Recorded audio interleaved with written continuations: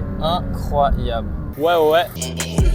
Avion, moto, voiture, camion, il y a tout ce qu'il faut pour faire une bonne vidéo. Bon les amis, nouvelle vidéo. Cette fois on commence derrière parce que c'est là où c'est le plus beau. 911 GT3 992, la toute dernière qui vient du garage GT à Genève. Donc un grand merci à eux de nous la prêter pour faire cette vidéo. Elle est juste sublime. Je sais même pas par quoi commencer tellement il y a de choses à dire sur l'arrière. Il est magnifique. Ah là, on est bien. 500 chevaux comme l'ancienne, mais elle est beaucoup plus rapide sur les circuits. Pourquoi? Parce qu'il y a eu un gros travail aérodynamique sur celle-là par rapport à l'ancienne. Déjà sur l'aileron arrière, il est accroché par-dessus pour laisser toute l'air passer en bas et avoir un meilleur appui aérodynamique. Waouh, qu'est-ce que c'est que ce truc là? Pareil, le diffuseur, c'est un diffuseur électronique qui bouge, donc il est pas fixe.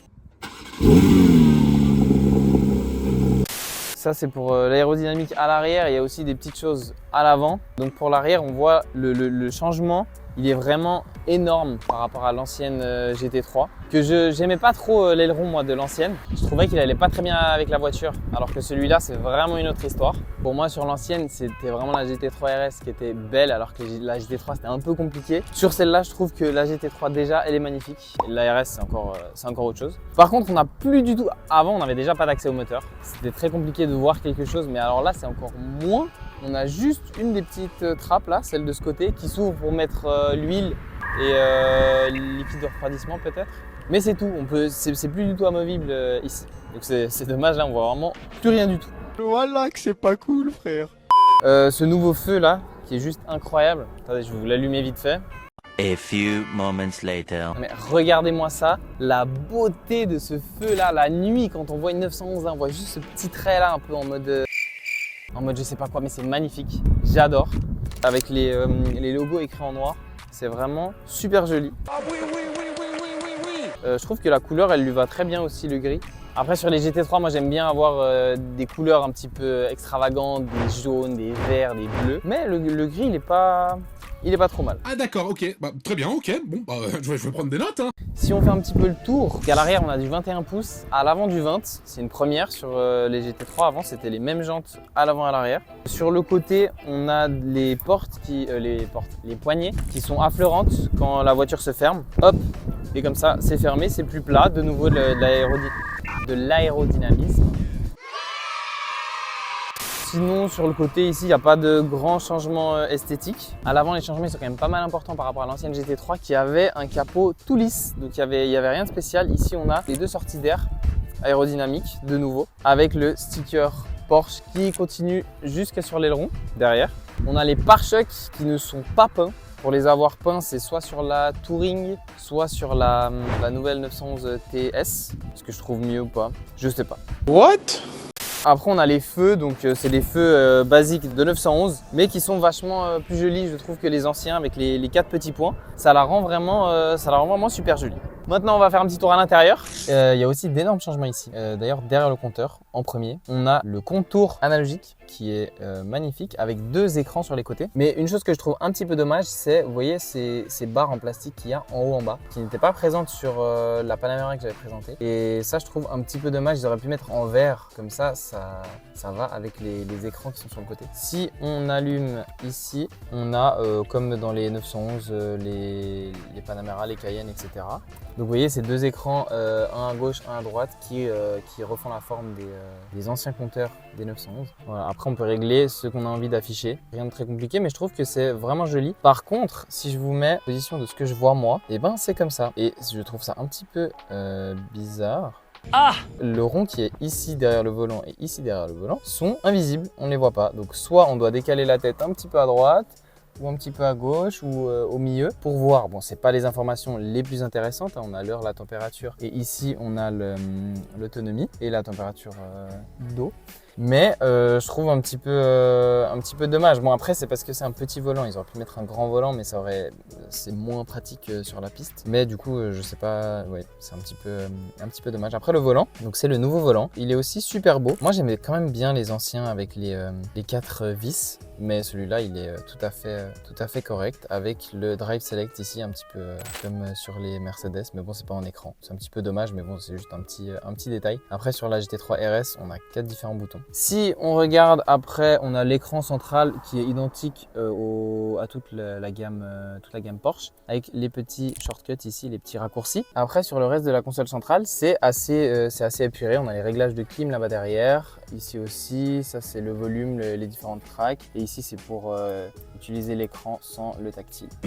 J'écoute. Le pommeau de vitesse ressemble à un pommeau manuel en fait, parce que si vous voyez dans les dans les Porsche 911 de base, c'est un petit levier ici que je vous affiche là. Et ici c'est un effet manuel, mais en réalité c'est une boîte auto avec le bouton ici pour mettre drive, etc. Et quand on met à gauche, on est en manuel. On a un petit trou, mais on peut rien mettre ici. Un porte-gobelet qui peut s'enlever si c'est nécessaire en appuyant voilà comme ça. Hop, on peut l'enlever et on peut mettre à la place un petit bac si on préfère avoir du rangement plutôt qu'un porte-gobelet. Voilà, ça fait un petit clic quand on le met. Et finalement, le frein à main ici. C'est logique. Du rangement dans la console centrale avec des ports USB-A, carte SIM, carte SD, rien de spécial. Ça, je me demande si c'est pas un chargeur induction. Ensuite, si on commence à lever les yeux, on a ces magnifiques sièges baquets en carbone, en cuir Alcantara. Ils sont les mêmes que sur les anciennes GT3, sauf erreur, mais ils sont toujours aussi beaux, donc il n'y a aucun souci de les avoir remis. On a l'arceau à l'arrière et la vision sur le magnifique aileron. Bah ouais, logique. On a également les harnais qui sont jaunes comme ça. Celle-là, elle les a que sur le conducteur, mais ils sont installables sans souci. Du côté passager, la finition intérieure est magnifique, je trouve. Franchement, il n'y a rien à dire. Magnifique. On a du cuir sur la partie haute. Ici, on a un espèce de... Je sais pas ce que c'est un alu brossé avec un... Ouais, je pense que c'est alu brossé avec un effet un peu comme si c'est du bois, vous voyez. Ça peut être en carbone. Si on prend ça en carbone, on a le carbone ici et ici, vu que c'est la même finition. C'est vraiment beau en carbone aussi, mais je trouve que là, ça dérange pas. Ça fait plus classe. Carbone, ça fait sport. Là, ça fait plus classe. Après, le reste de la porte, c'est aussi du cuir. De nouveau, la petite finition. Encore du cuir, de l'Alcantara, Ah non, à la fin, c'est pas du cuir. C'est juste du plastique normal. Elle a l'audio Bose qui n'est pas forcément utile si on va sur piste parce qu'on n'a pas besoin d'écouter de la musique, mais ça fait toujours plaisir si on veut écouter un peu de musique d'avoir un son qualitatif. C'est à peu près tout pour l'intérieur. On va faire petit essai routier. Let's go.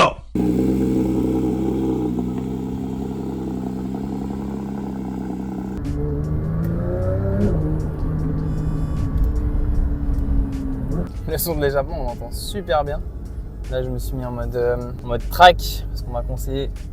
C'était comme ça qu'on avait les meilleures sonorités, qui est plutôt logique, vous allez me dire. C'est logique. J'espère que mon iPhone ne va pas surchauffer trop vite.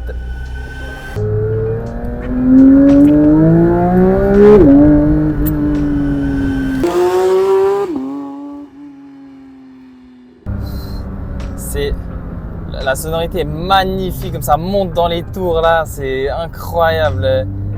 En atmosphérique comme ça, il n'y a rien à dire, c'est sublime. Et on peut la conduire en respectant les limitations de vitesse, et ça, c'est très agréable. Ah, c'est incroyable. C'est incroyable.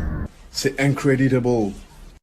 Quel plaisir, quel plaisir. C'est vraiment...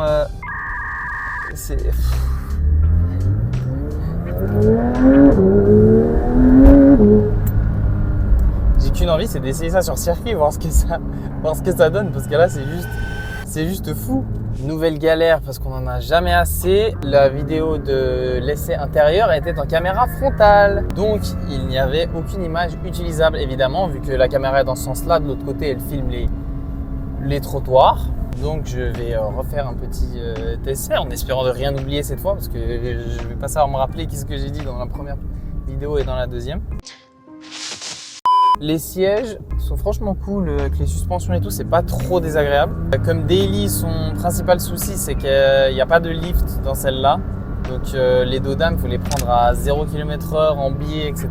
Donc pas très pratique pour un daily.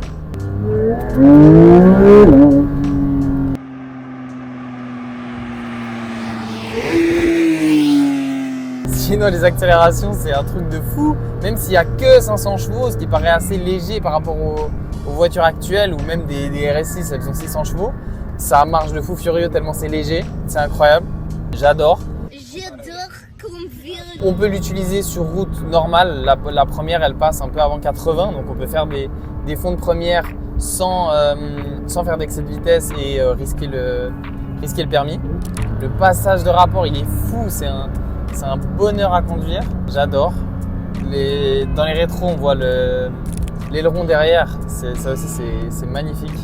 Et même dans le central, là, on voit l'arceau et l'aileron.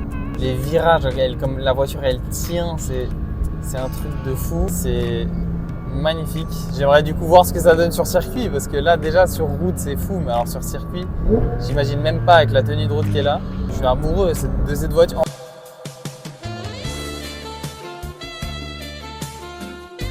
La finition de l'histoire de cette vidéo, c'est acheter une GT3, les 992. Si vous avez les moyens, achetez-la parce que c'est une voiture de fou.